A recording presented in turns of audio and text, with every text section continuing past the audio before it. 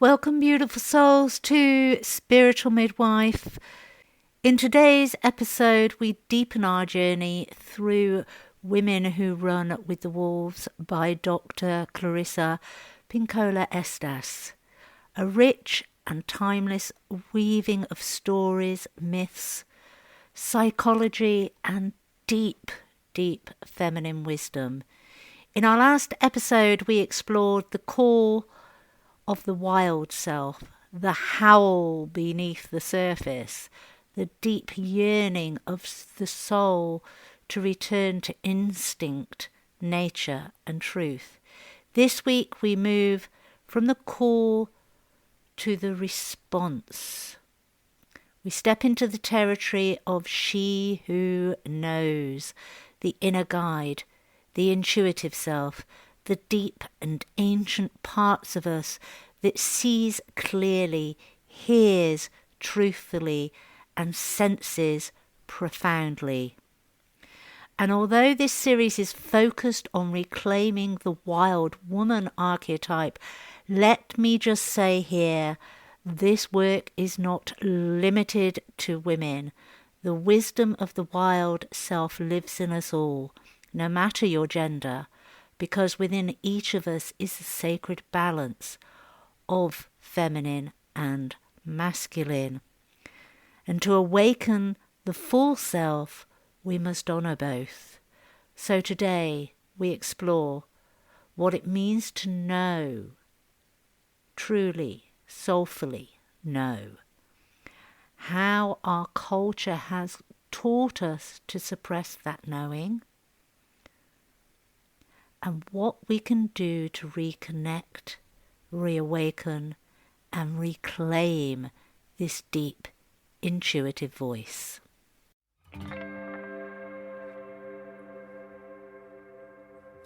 Welcome to Spiritual Midwife, the podcast that tenderly guides you through the transformative journey of spiritual awakening and personal development towards the ultimate destination of soul sovereignty.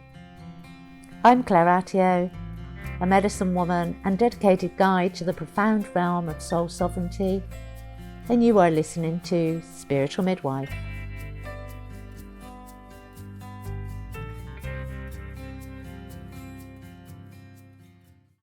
Dr. Estés says, within every woman there is a wild and natural creature, a powerful force, filled with good instincts, passionate creativity, and ageless knowing. This ageless knowing is not logical. It's not academic. It's not something we learn from a book.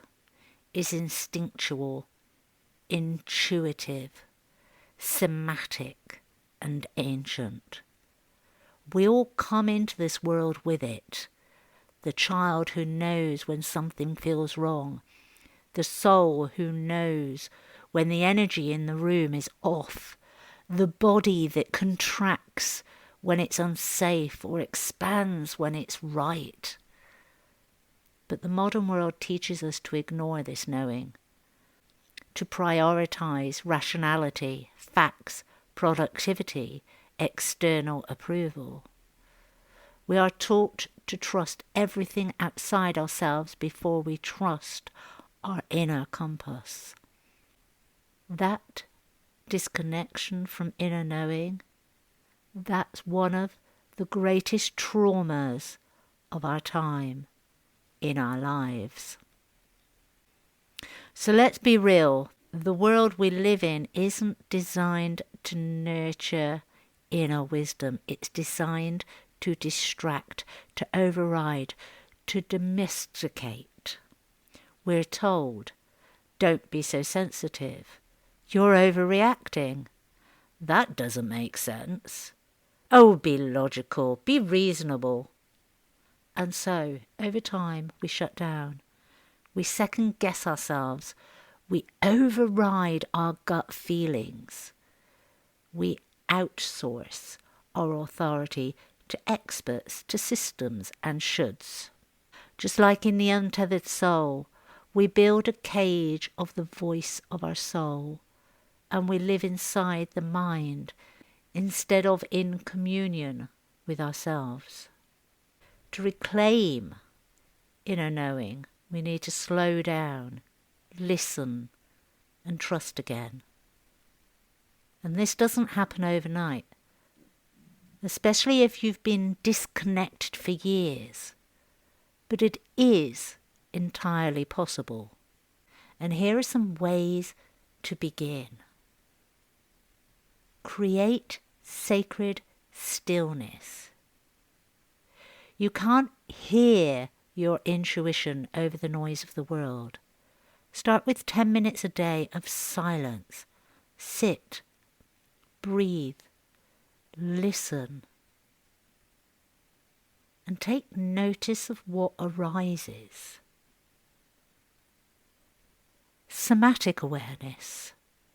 The body always knows. Begin tuning into the sensations. Does your chest open or tighten? Is your breath calm or restricted? What sensation arises you around a person, a decision, or place? Your body is not irrational. It's ancient, primal, and wise. Try tracking your intuition. Start writing down intuitive hits you receive. Even if they seem small, then follow up. Did it turn out true? What did you learn? This strengthens your self-trust. Rewilding practices. And these we explored in the fourfold way. Pay attention to what has heart and meaning. That means honouring what feels sacred to you, trusting what you sense, and letting instinct guide your decisions. Nature is one of the greatest teachers. I always say nature nurtures. It's very simple to remember. Nature nurtures. Go into the wild. Walk without headphones. And I see that so often. People going out into the countryside, but connecting in their belief to the countryside, and yet they're plugged in, listening to a podcast like this or music. Go and be silent and allow nature to speak with your soul. Let the earth speak to you. The wild mirrors the wild within you. And then we have the inner visionary. This is where we link to previous teachings. The visionary archetype we explored before, the one who sees clearly and tells the truth, is deeply connected to she who knows. Where the masculine visionary maybe see the future or create plans, the feminine visionary often feels it, senses it, knows it without knowing how. Both are necessary.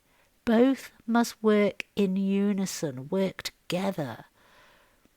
True soul sovereignty comes from integration, from the ability to feel deeply and act wisely, to listen inwardly and show up outwardly. Let's get honest here. When we don't trust ourselves, what happens? What happens when we betray our knowing?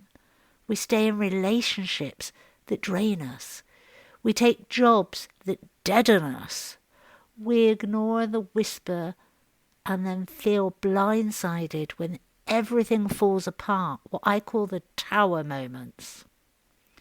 This is not to blame or shame, it's to remind us that when we don't listen to the inner compass, we drift far from our soul alignment. but every moment of every day offers a new opportunity to return. As Estés writes, the doors to the world of the wild self are few but precious.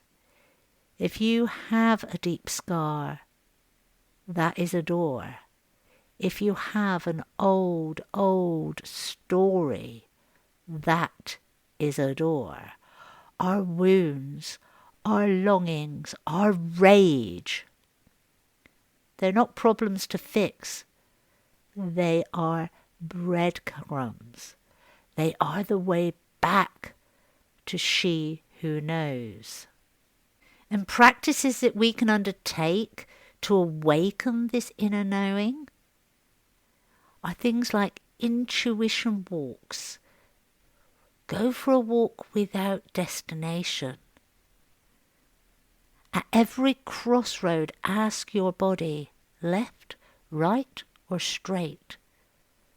Trust the first felt sense. Notice what you learn.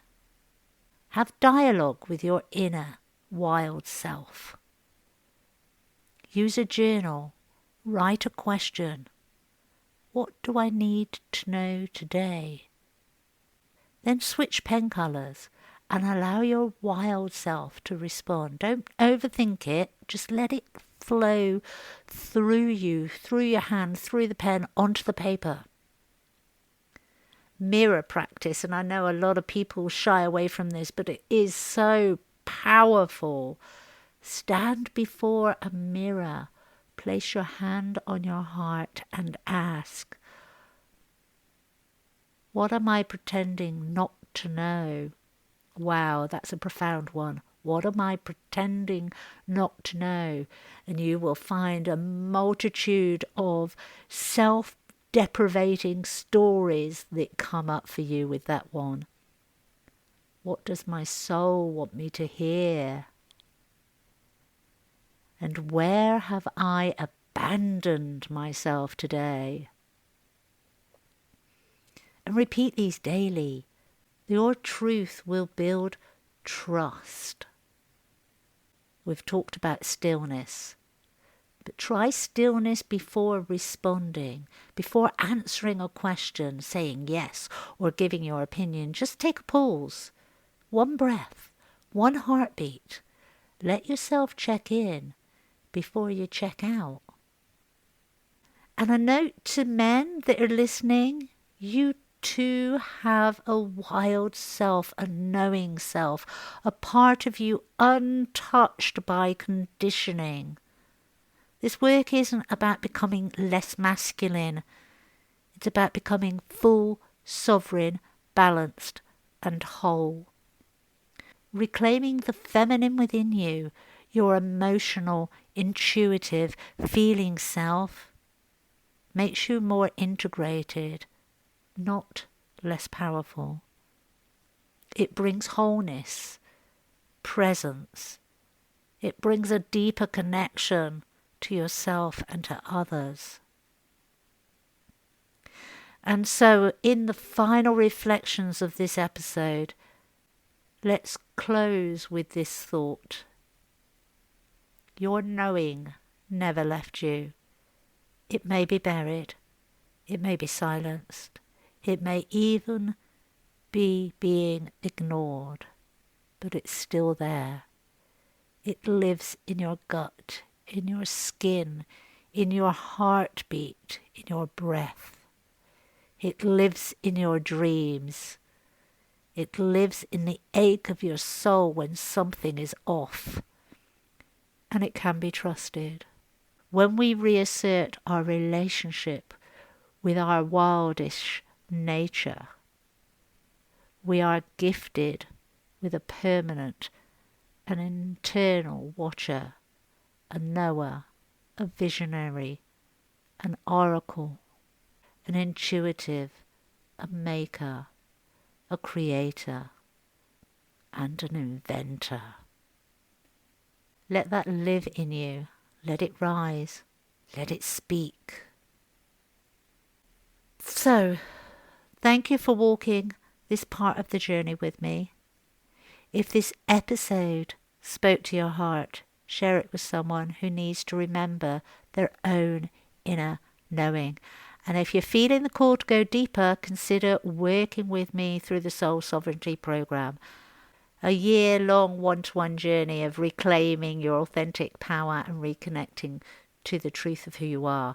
In our next episode, we'll dive into myth of Bluebird, a haunting tale that reveals the inner predator and teaches us how to protect our inner life. Until then, stay wild, stay true, and stay connected to the she who knows. You have been listening to Spiritual Midwife, signing off for now.